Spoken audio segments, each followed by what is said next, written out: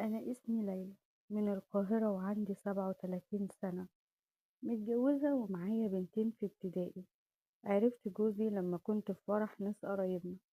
ده اللي عرفته بعد ما جه يتقدم لي بعد الفرح بأسبوع، وقال لي إنه شافني في الفرح وأعجب بيا وسأل عليا يعني لحد ما وصل لي.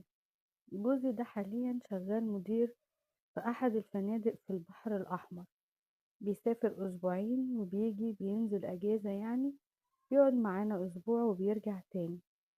ساعتها أنا كنت لسه مخلصة جامعة وحاليا معايا بكالوريوس إعلام، وكنت زي أي بنت ليا أصحاب ولاد في الجامعة كزمايل عادي، ومفيش أي علاقة بيني وبين حد، مفيش علاقة قوية يعني. مع إن أنا مع إن أنا جميلة، والحقيقة كنت بلفت كل الأنظار. وأنا في الجامعة كنت بلاقي شباب كتير بيجوا يحاولوا يتكلموا معايا، واللي يبعتلي جواب مع واحدة صاحبتي. طبعا انتوا فاكرين جو الجوابات بتاع زمان ده، ما كانش فيه ساعتها بقى لا فيس ولا واتس. وكان في حاجة زمان اللي فاكرها، كانت حاجة اسمها هوت ميل تقريبا، وما كانش كل الناس عندها نت زي دلوقتي يعني. بس أنا ساعتها كنت مهتمة بدراستي وبس، لأن أنا كان نفسي أكون مذيعة في التلفزيون وكنت بجتهد جدا. وفعلا اتخرجت من الكلية بتقدير امتياز. قلت خلاص الحمد لله حلمي هيتحقق، ورحت عشان أقدم على شغل بشهادتي. بس للأسف اتصدمت من الواقع اللي كله وسايط ومجاملات، ناس أصلا لا تستحق إنها تشتغل مذيعين، وأنا أكفأ منهم بكتير جدا.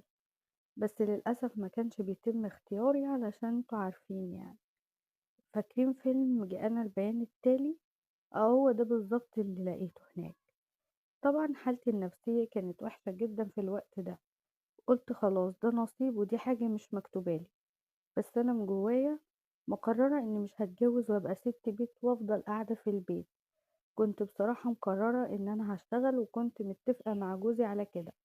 طبعا ما كانش في حاجة قدامي في الوقت ده، فبصراحة قعدت أدور على شغل على النت. المهم لقيت مدرسة لغات طالبين سكرتيرة. قلت مش مهم أروح أقدم وخلاص، لحد ما ألاقي حاجة تانية أفضل يعني. ولو ارتحت في الشغل ده هكمل فيه.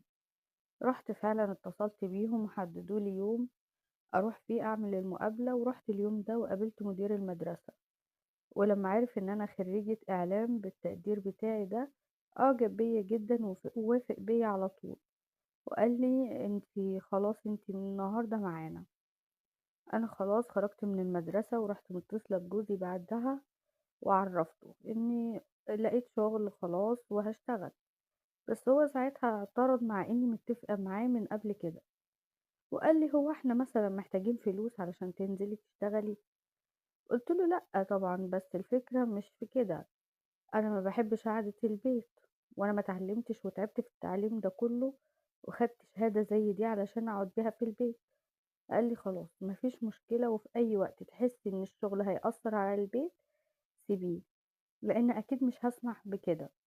واتفقنا على كده ونزلت اشتغلت في المدرسة، وحاليا أنا شغالة فيها لحد دلوقتي لأني مرتاحة فيها جدا. المهم كان فاضل 3 أيام وجوزي ينزل الأجازة بتاعته، فأنا أخدت أجازة من الشغل عشان أكون معاه، وقلت أظبط الشقة قبل ما يجي. وأول ما جوزي جه سلم عليا أنا والبنات ودخل خد شاور وغير وقعدنا نحكي سوا. وكانت الساعة وقتها 11 بالليل تقريبا. لقيته بيقول لي يلا علشان ننام، وقلت له أنام بدري كده؟ قال لي اه علشان انتي وحشاني. وقلت له ماشي. دخلنا نمنا على الساعة 3 الفجر كده. أنا صحيت من النوم، قلت أنا قلقت كده مش عارفة ايه اللي صحاني. خرجت بره شوية شربت مية ورجعت حاولت ان انا انام تاني، ما جاليش نوم خالص. قلت خلاص مش مهم. فضلت قاعدة جنب جوزي على السرير، وكان النور ساعتها كان مطفي في الأوضة، بس حسيت بحاجة بتنور وتطفي. فببص كده لقيت الموبايل بتاعه على الكومودينو اللي جنبي بيعمل نور ويطفي ومش بيعمل صوت خالص. فاستغربت ورحت قمت خدت الموبايل بتاعه اشوف بيعمل كده ليه. جيت افتح الموبايل لقيت رقم سري. جربت الرقم السري اللي انا كنت اعرفه قبل كده ولقيته متغير. شكيت ان في حاجة مش طبيعية. قلت خلاص لما يصحى هاسأله عليه وأشوف هيقولي إيه. صحينا الصبح وحضّرت فطار وفطرنا وبعدها مسكت الموبايل بتاعه، بس ما رضيتش أقول له إن أنا مسكت الموبايل بالليل وحاولت أفتحه وكده، علشان ما يشكش في أي حاجة. قُلت له: "إيه ده هو الموبايل مش بيفتح ليه، أنت غيّرت الباسورد بتاعه؟" قال لي: "آه." حسيت إن هو سهل كده فغيّرته. قُلت له: "طيب إيه باسورد الجديد؟" ولقيته بيقول لي: "ليه؟" قُلت له: "عادي، عايزة أشوف الصور اللي أنت متصورها هناك في الشغل." قال لي: "لأ، أنا ما اتصورتش." وحسيت إن هو مش عاوز يدّيني الباسورد بتاع التليفون بتاعه، والشك اللي كان جوايا إن في حاجة مش طبيعية بقى أكيد. قعدت أفكّر في أي طريقة أفتح بيها الموبايل لحد ما وصلت لفكرة. جيت بالليل عملت نفسي عاوزة أكلم ماما وعملت نفسي معيش رصيد. قُلت له: "معلش اتصل لي بماما ورصيدي خلص."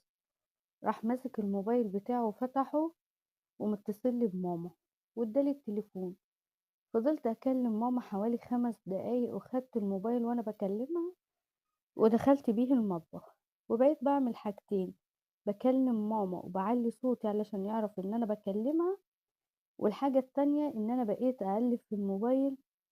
أول حاجة بصيت عليها كان سجل المكالمات، لقيت 3 أرقام كان بيكلمهم بالساعات.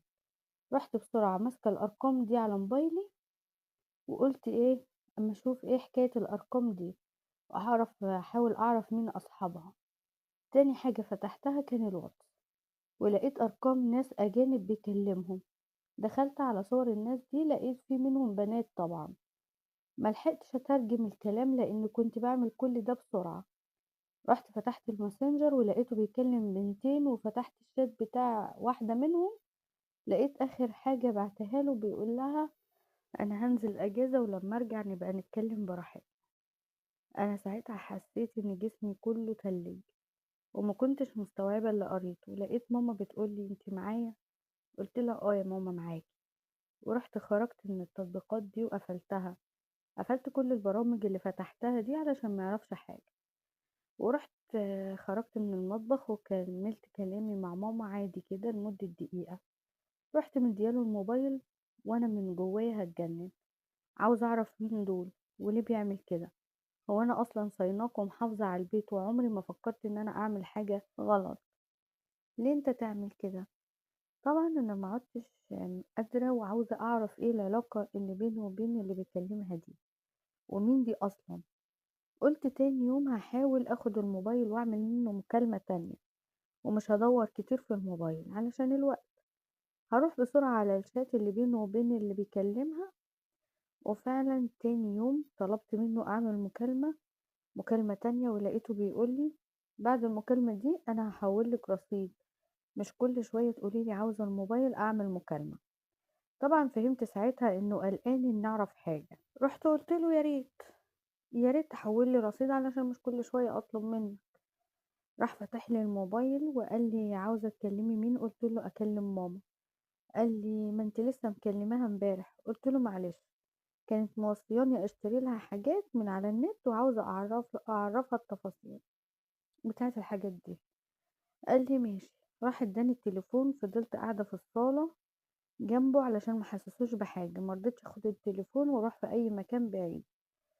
طوّلت مع ماما في المكالمة ولقيته قام يدخل الحمام، وبمجرد ما سمعت صوت باب الحمام بيتقفل رُحت بسرعة جاية على الشات اللي بينه وبين اللي بيكلمها. فضلت أنزل بالرسايل وأقرا، لقيت كلام حب ورومانسية وصور ليها من غير هدوم وصور بقميص النوم. ومن ضمن الكلام اللي بيقوله لها: "لما تيجي المرة الجاية هبقى أمدلك يومين في الفندق على حسابي علشان مش بلحق أشبع منك." أنا بقرا الكلام ده وجسمي بيترعش، مش قادرة أتنفس ولا عارفة أمسك الموبايل. من اللي قريته واللي اكتشفته من العلاقة دي إنها كانت واحدة نزيلة في الفندق واتعرف عليها وبقى في علاقة ما بينهم، وكل شهرين أو 3 شهور بتحجز في الفندق غرفة وهو يروح لها. قفلت الشات بسرعة قبل ما يجي وأنا متسمرة مكاني وبحاول أكون هادية، وفي نفس الوقت مش طايقة أشوفه ولا أشوف وشه ولا طايقة أكلمه ولا حتى طايقة أقعد معاه. خرج من الحمام وعملت نفسي بقفل مع ماما ورُحت مديّة له الموبايل وقُلت له: "أنا حاسة إني مرهقة شوية، هاقوم أنام." قُلت له: "حاسة إن أنا مش فايقة كده ومش مضبّطة، هادخل أنام شوية وابقى صحّيني." قال لي: "ماشي." دخلت أوضة النوم نمت على السرير وأنا مولّعة من جوايا ومُخّي واقف عن التفكير، بقى كل اللي بيننا ده وبيخونّي بالطريقة دي! ده أنا مش مقصّرة معاه في أي حاجة. كنت حاسة ساعتها إن روحي بتتسحب منّي وكنت مقهورة ومش عارفة أعمل إيه، أواجهه وأعرّفه إني عرفت علشان يبطّل اللي بيعمله والّا أعمل إيه مش عارفة. ده أنا صايناك وصاينة بيتك وعمري ما فكّرت أعمل حاجة غلط، تروح أنت تعمل كده معايا؟ لكن بعد اللي شُفته منّه للأسف نزل من نظري جدًا وما بقيتش طايقاه ولا عاوزاه، لدرجة إن بقى لمّا ييجي ينام معايا ما بقيتش أحب إنه ينام معايا أصلًا، ما بقيتش أحس منّه بأي حاجة. ومن وقتها قررت إن أنا أعيش حياتي طالما مش بيهتم بيا وشاف غيري. خلاص. ساعتها كانت